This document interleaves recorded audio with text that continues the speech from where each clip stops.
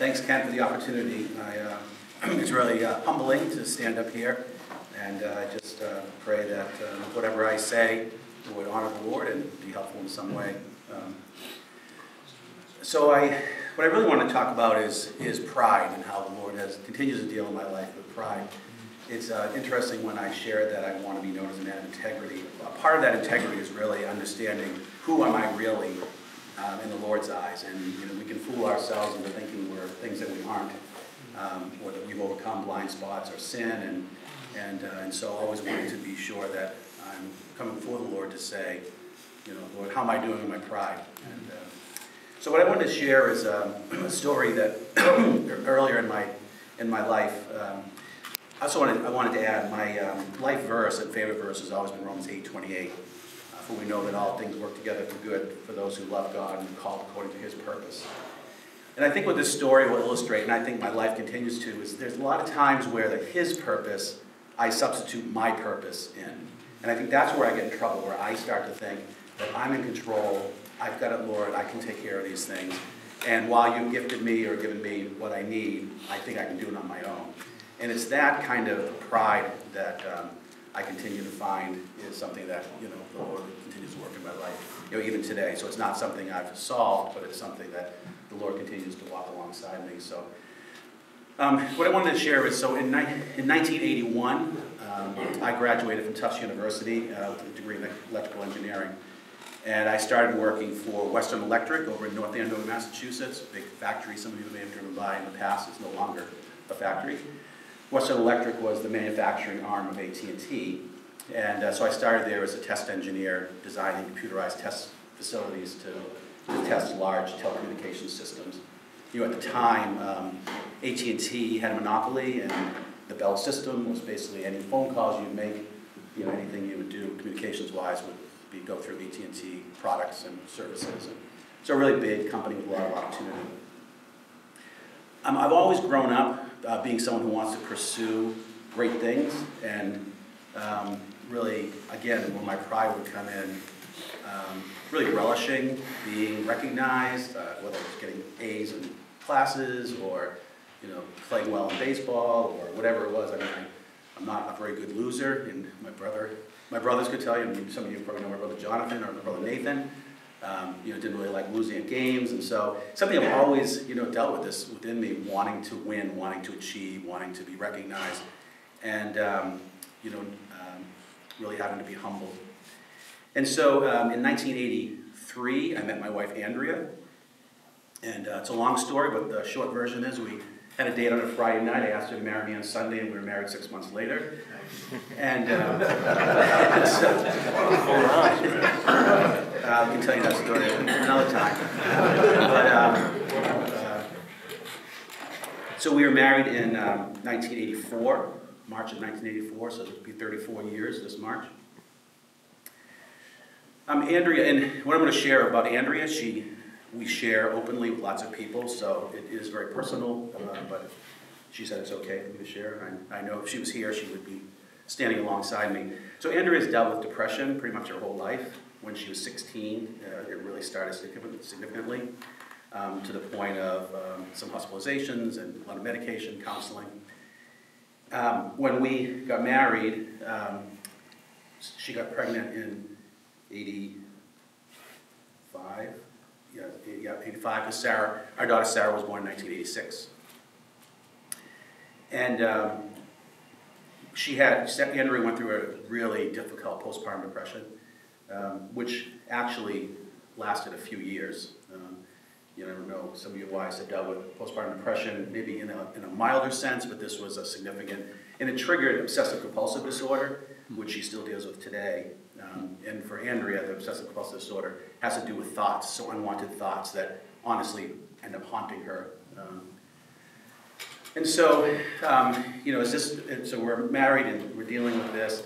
I'm really trying to achieve in my career at AT&T. So Western Electric in 1984, when the Bell system broke up, became AT&T, and we became AT&T directly.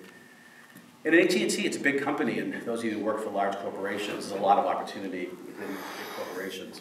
And often they have these sort of high flyer programs where if you're willing to I'll just say, sell your soul to the company, you can move quickly up through the ranks.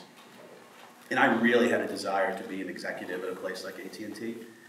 And so my boss came alongside me, and this was in like 87, late 87, and said, you know, Dan, we have this new program, it's called the Gold Book, and they're going to, across the company worldwide, identify about 15 young engineers who they think have a future to be executives in the company, and I'd like you to consider entering this program. Well, of course, in my pride, I'm like, oh wow, I mean, here we go. This is just the gasoline I need to light to really have my career take off. So I asked him a little bit more about what will it entail. And he said, well, one thing is you'll have to be willing to move anywhere in the world when we ask you, as often as we ask you. And he says probably every 2 years you would have to move to another location to get some experience and so on and so forth. I thought about it. I said, well, Andrea would not. I mean, Andrea's an identical twin, very close to her sister and her family, and our family and our church, and I thought that wouldn't be something Andrea would want. But I thought, wow, that's really, really puffed me up. I thought that really sounds great. So I said, well, the moving part's a concern. He said, oh, Dan, we love you here. If you get on that list, you're going to be climbing the ladder here. You're not going to have to. Don't worry about it. So I said, okay, I'll put me on the list. Never talked to Andrea about it at all.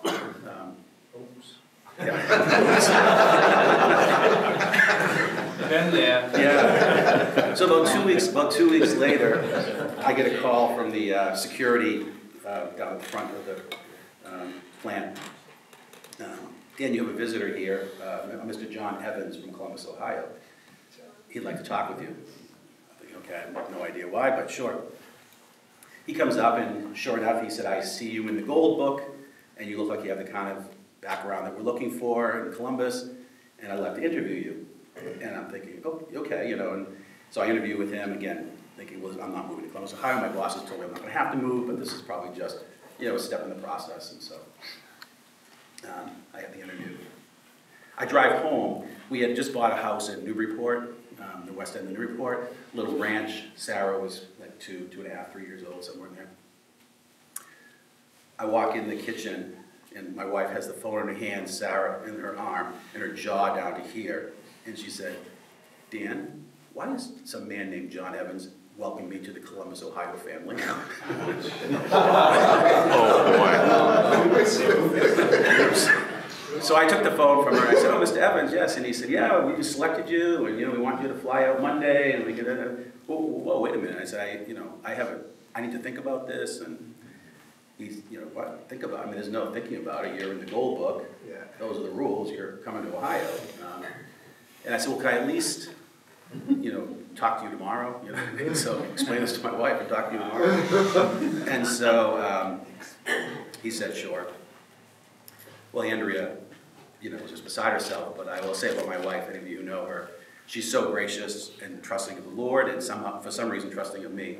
And so I said, well, let me just talk to my boss. I'm sure it's a mistake. And so I went to my boss the next day, and he was like, Dan, you have to go. I mean, if you don't go, your career is ruined.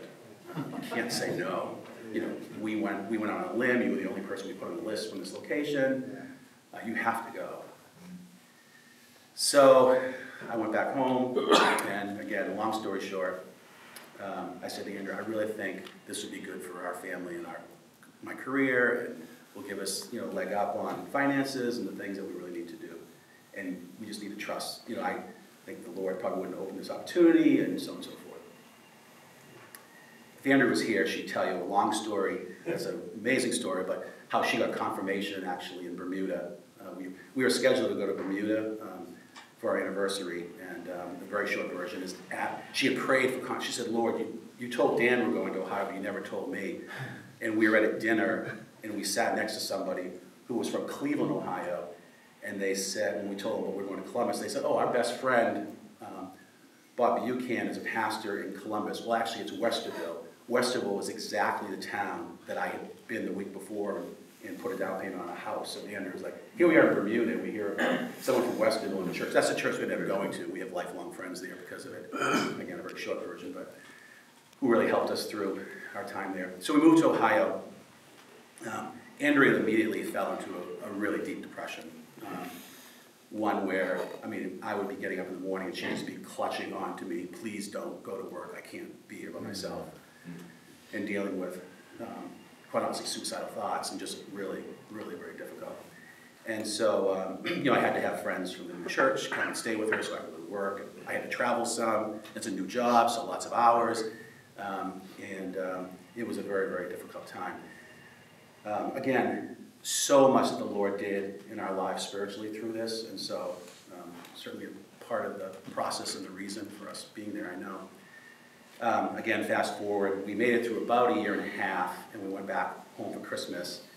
And when we got home, my family and her family were like, what is wrong with Andrea? I mean, she was almost comatose. She was so depressed. I mean, and I had kind of got used to it. I was just like, no, yeah, that's right. My wife cries every morning and holds on to me, and I, you know, but that's, you know, we're going through it. We're going to be okay. But when they saw her, they immediately said, you need to get her to the hospital to be evaluated. And well, sure enough, they admitted her into the mental health wing of Interjects Hospital. She ended up being there for about 6 weeks, and then they moved her to Newton Wellesley, and she was in Newton Wellesley for about 3 to 4 months, to the point of she went into a full psychosis and was in a padded cell, straitjacket. Didn't know, well, she kind of knew who I was, but she was very violent, and they basically said, we have no idea what has happened or how we're going to reverse this or if she'll ever get better. In the meantime, you know, here I have Sarah now, 3 or 4 years old. We're flying back and forth because my job and home is in Ohio. Andrea's full-time committed in a hospital, family, friends, you know, so many people just blessing us and loving us and taking care of us. But you know, now, so here I'm like a 28, 29-year-old, thinking I'm climbing the corporate ladder, that I've maneuvered my way into this great opportunity, and my, you know, life is really crumbling around me. And, you know, really trusting the Lord for a path forward, but continuing to, in my mind, think, but I've got to hold on to this promotion, this track. Because when I talked to my boss in Ohio, he was very sympathetic, but he said the same thing. If you go back to Massachusetts, you know, your career will be over. You know, you're never going to be considered for anything. I mean, it'll be considered a weakness that you have this family situation.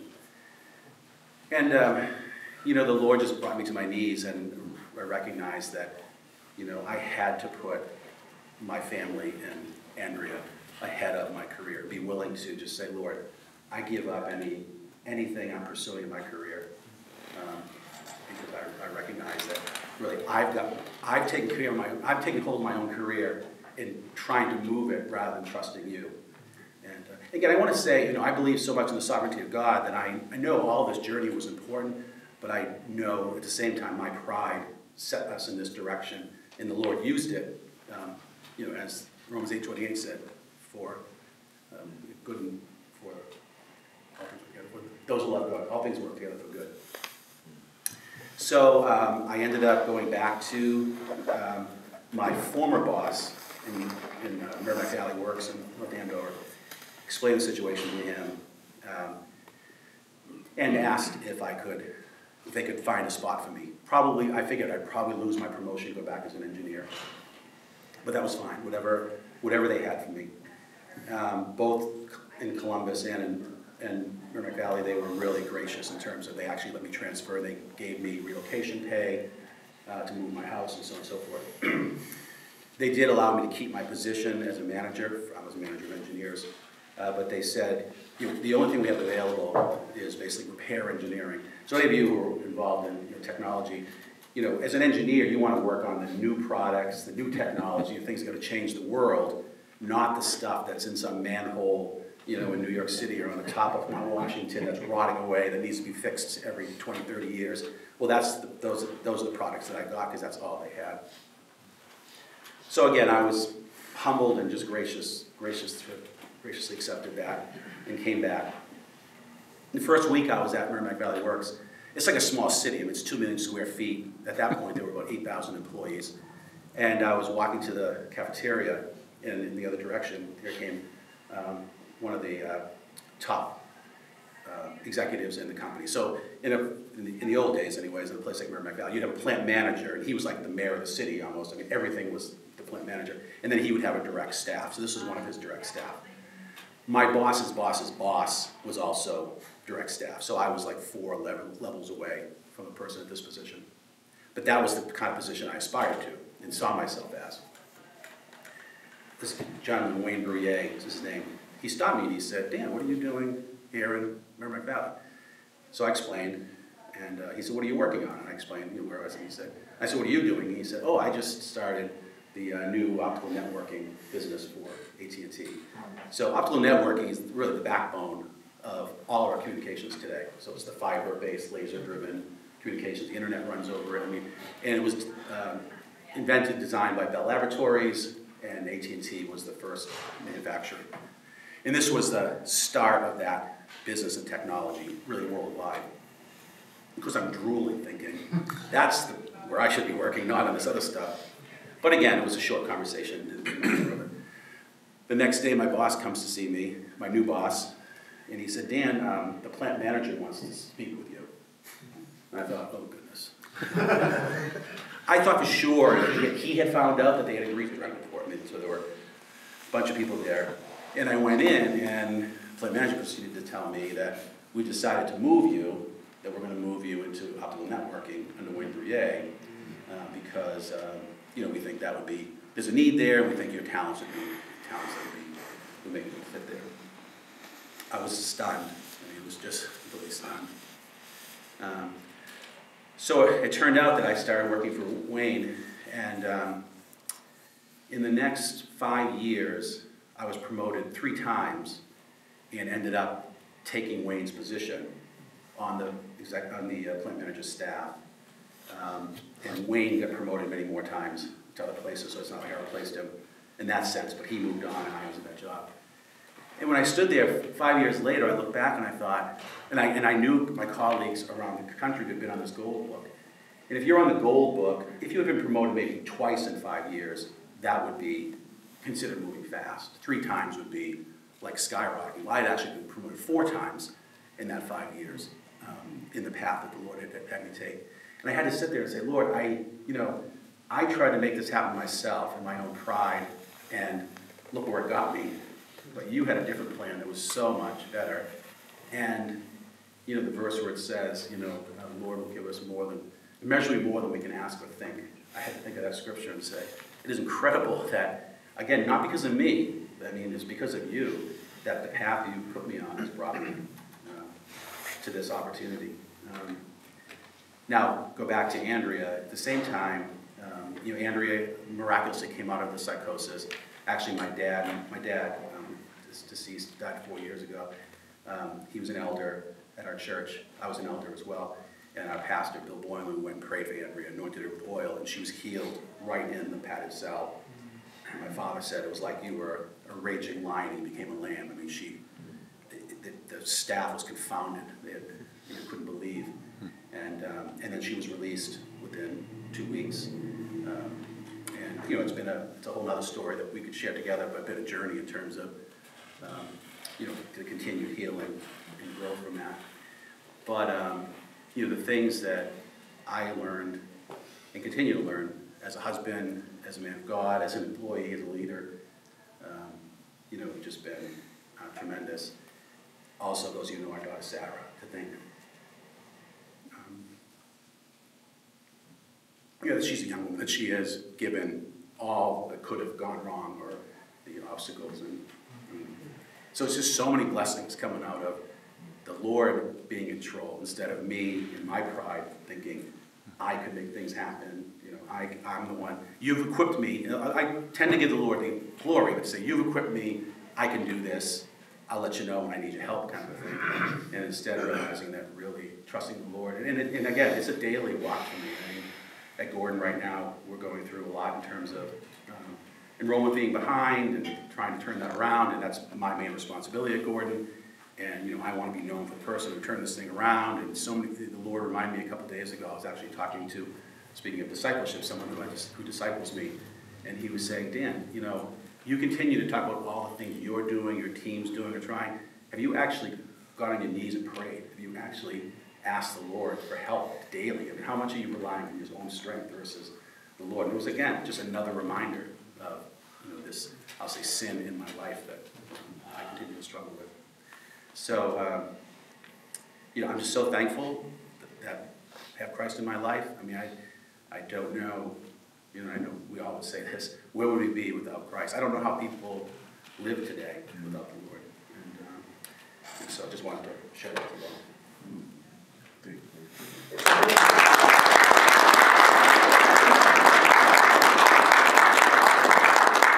So here's our chance to ask Dan questions. Our life stories often provoke some thinking, and so what's your response to what Dan shared? Any thoughts? Any questions? Dan, what does it look like in a practical sense on a day-to-day basis of continuing to strive and be ambitious, not be lazy, but yet trusting the Lord? What does that look like? Yeah, that's a good question. I don't know if you all heard it. The question is basically how do we continue to walk forward, wanting to pursue things and work hard, so sort of like trusting the Lord.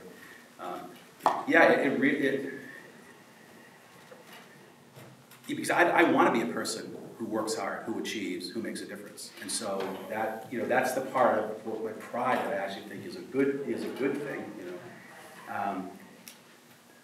I think there's a couple of things for me. One is really to start my day with prayer and scripture, and of course, this time of year when the Patriots are going to the Super Bowl, it's hard not to listen to sports talk. Otherwise, I try to turn off sports talk and really use that time to really pray, and contemplate what's ahead of me, and asking the Lord that, Lord, in these days, I continue every day just ask the Lord, help me to lead with integrity and to really be humble in what I do. I've been reading James lately, and so just thinking about, give thanks when we suffer various trials, and so that's a big piece of it. Andrea, my wife, is an amazing woman and friend, and she keeps me in check and asks me how things are going in certain ways. So I've got wonderful colleagues like Dan McCollum and others who, we are like-minded in terms of wanting to lead in a way that achieves, but thinks about how we care for our people, and do we have integrity in our practices and policies, and so it really is. I think it's really a daily walk, but where even in that I can get really locked into the task, in the work that needs to be done, and forget about the humility part of it. But it's very much a daily thing. Again, I think having people in your life who are disciplers or who are people who hold you accountable. Again, in my staff, Dan, I have Rob Van Cleef, who goes to church here. Rob is one of my best friends and closest colleagues. June Bodoni, others. Yes, Alexander. Dan, if I expand upon that, so through my own lens, thinking about balancing work and life and home and all that stuff, so wanting to be successful in my career, wanting to support my wife, my kid, you talked about sounded like almost sacrificing your family because the job was coming first. Clearly priorities changed a bit. What's your wisdom about where priorities should be, how you balance it, how you can be successful in all these things? Yeah, and I probably have better theory than I have practice, but I think as men and as husbands, we really need to think about, how do I best love and care for my wife and children, and what are the things that mean the most to them. And I think also really over-communicating, and so Andrea now knows that I'm never home before 7 o'clock at night. So as long as she has that expectation, even something as simple as when dinner's ready and you're not here, or whatever. So we've just got, now of course we're in a much different place than you are. I mean, we have no children at home, our lives are much different as grandparents and so on and so forth. But so I think really communicating, but really thinking about, do I really need to do this thing at work? Could I bring work home and do it after the baby's asleep? Or are there ways to include my wife in what I'm doing? Honestly, there are a lot of reasons I went to Gordon, and again, that's another story for another day, but one big part was I was tired of my career, which was dominating my life. I mean, again, let's face it, when we're in jobs, we spend more waking hours in our jobs than we do in our homes. I wanted to do something that would include Andrea more. And of course, Gordon's a wonderful place because she's part of the community, and now even better that Sarah's an RD there.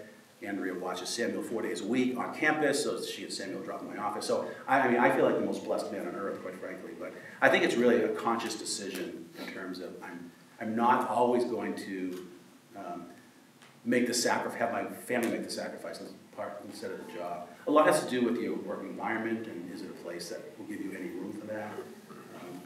But hopefully, Gordon's a place where we can work those things through. Yes. Part of your story really resonates with me. I got married in '85 as well, and after 18 years of marriage, my first wife, had mental illness. I'll leave it at that. Yeah. And so she filed for divorce under delusions, and so I tried to fight the divorce, and so here I am, happily married in a really great second marriage. But how did you survive? How did your marriage survive that? I know what that's like. Mm.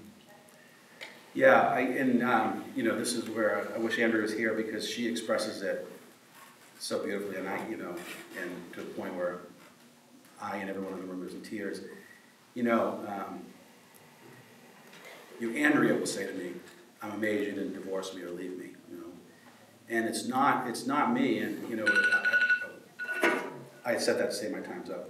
That was my time for the talk, not the question. So I got the deadline. I'm really proud of that.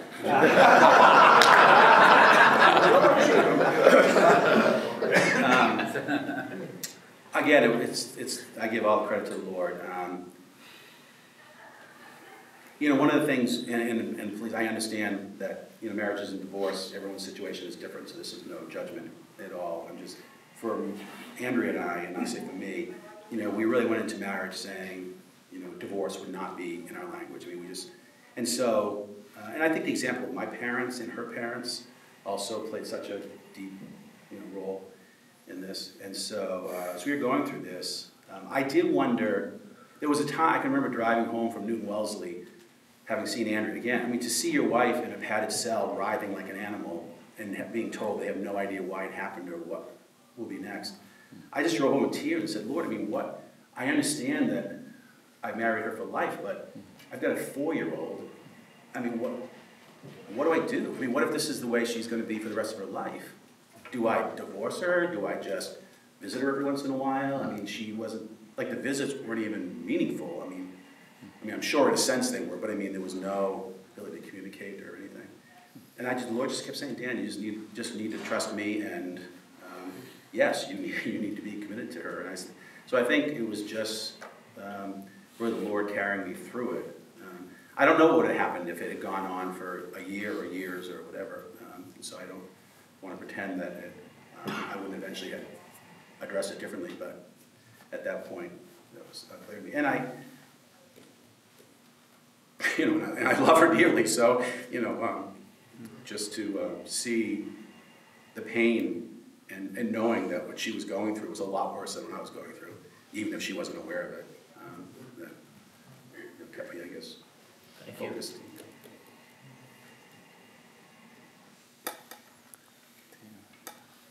Question here. Yes. Then just to comment, career-wise, you've been very successful, but most of us will not be a plant manager or a vice president of big corporation and everything. One thing to be remembering is this: there's nothing wrong with pursuing those careers because you feel that you're gifted, but most of us are plain old Jane hard worker. And it's important for us to really recognize that we need to be content where we are. Mm-hmm. Yeah. And that's not saying that you forget about, pursuing excellence and all that stuff, but I feel ashamed to say, I realized that at mid-50, I realized that I need to be content with what I'm doing because God has gifted me. And it's easy for us to be really discontent because of all the colleagues issue, money issues, all those different things, but God tells us to be content and to serve Him wherever you are. And that's something that I feel ashamed that I learned that in the middle of my life. And, the greener grass is not greener on the other side. Yeah. So Just like to share that with you. No, and I appreciate that. For me, it was a realization that I'm not going to be a CEO or president. I mean, I fashioned myself to be one, and in pride, I think so. But I, just came to the position of saying, no, really, Dan, that's not your skill set. It's really not your desire. Be careful what you ask for. I'm the chief of staff to Michael Lindsay, and I see the things that he goes through and the direct target he is of things and how it impacts his personal life publicly. And I don't really like public speaking. This kind of setting, fine, but the kinds of visionary things that he has to do, and so I had to realize that no, Dan, you need to be content. And yes, I'm very thankful for my position and recognize what it means, but. Yeah, so I think we do need to, if the Lord had wanted me to be an engineer, I hope that I would have been, content to have been the best engineer that I could, and be thankful for that. So maybe you just answered it, but this is in hindsight. Yeah, You're answering now. So back at the time when you were asked to go into the Build Book, why? Yeah. What was in it for you? Or what made you rationalize that this was a wise idea? Because I wanted the titles, I wanted the power, I wanted the money that would go with it. Again, thinking that would be good for my family, and the Lord could use me in that way. But it was very much one of feeling like I wanted to be singled out, recognized, picked for the all-star team, be the class valedictorian. I mean, I wanted to, that was like the hunger of that I had. One more comment, question? I just think, to me, it speaks, I don't even remember the scripture reference, but my ways are higher than your ways, my thoughts than your thoughts. And we so often start to glom onto the world's ways. Well, this is how I should act to get to the position I think I need to be for God to provide me, for me and my family in the way that I think He needs to do it. And I think that's clear that that's not how God did it at all in your life, and I think in any of our lives. We think if we miss this opportunity, it's over. We're in trouble, and we get so diluted with that perception, because God can work even with our big mistakes. Yeah. Well, thank you, Dan. We appreciate it.